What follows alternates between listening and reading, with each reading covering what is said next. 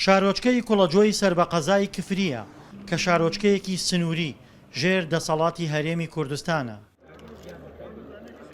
تا 10 ساڵ لەمەوبەر ئەم شارۆچکەیە هیچ خێزانێکی عەرەبی تێدا نەبوو، بەڵام لە ئێستادا ژمارەی خێزانە عەرەبەکان دوو هێندەی خێزانە کوردەکانە.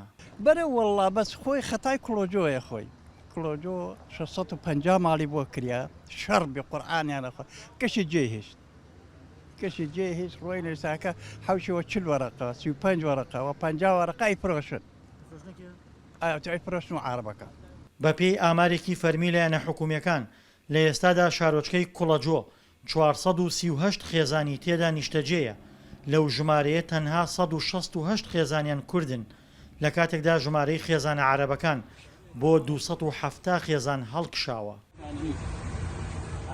بەشێک لە خێزانە عەرەبەکان خانوویان لە خێزانە کوردەکان کڕیوە و لەم شارۆچکەیە جێگیر بوون. مثل ما قلت لك لأن هنا فتحوا مصلحة. عەرەبەکان لێرە بەرژەوەندیان هەیە و ئێرە سەقامگیرە، بۆیە دەڵێن ئێستا ناگەڕێینەوە. يقول ما أرجع حاليا يعني. شارۆچکەی کوڵەجۆ کە دەکەوێتە باشووری کەلار و باکووری شارۆچکەی جەلەولای پارێزگای دیالەوە و هێزە کوردەکان تێیدا باڵادەستن. بەرپرسانی شارۆچکەکە هۆشداری دەدەن لە چۆڵبوونی شارۆچکەکە لە کورد. لەناو کوڵەجۆ هەسە انتخابات بکرێ عەرەب دەرەچێ، زۆرینەی عەرەبن، خەڵکەکەی خۆمان هەمووی ڕایکردە بۆ کەلار و حکوومەت هەرێمی کوردستان هەموو شتێکی بۆیان کردا. 650 خانیمان بۆ 10 خانیمان بۆ کراوە، 20 خانی بۆ مۆزەفین کراوە، هەموو شتێکی بۆ کراوە، بەڵام خەڵکەکە هەموو لەو پێش 2014 هەمووی جێهێشتووە و ڕۆیە ئێستا تقریبان 350 خانیمان چووەڵە.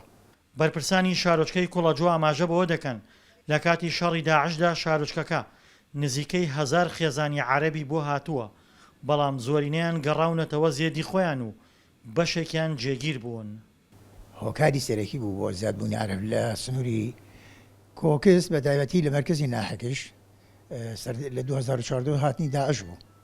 داعش کە کارێکی وای کرد ئەوەی عەرەبی سوننە بوو لە مەنتەقا بەشێکی زۆری لە ڕاستەقرار بوو، تەنانەت عەرەبەکانی ئەترافی جەلەولا و سعدیە و شارەبان و ئەوانەش هاتنە ئێرە لە تا داعش بڵێم کۆتایی هات بەشێکی لەو خەڵکانە ئاوارەبوون گەڕانەوە بەشێکیشان ئێستا قرارن لە ناو کوڵەجۆ. شارۆچکەی کوڵەجۆ بەهۆی هاوسنووری لەگەڵ جەلەولا و گوندە عەرەب نشینەکاندا لە ڕابردوودا هەمیشە ئامانجی چەکدارەکانی داعش بووە و لە دوای ساڵی 2017ەوە بەدەیان پێشمەرگە و کارمەندی ئەمنی لەلایەن چەکدارانی ئەو ڕێکخراوەوە کراونەتە ئامانج و گیانیان لەدەستداوە.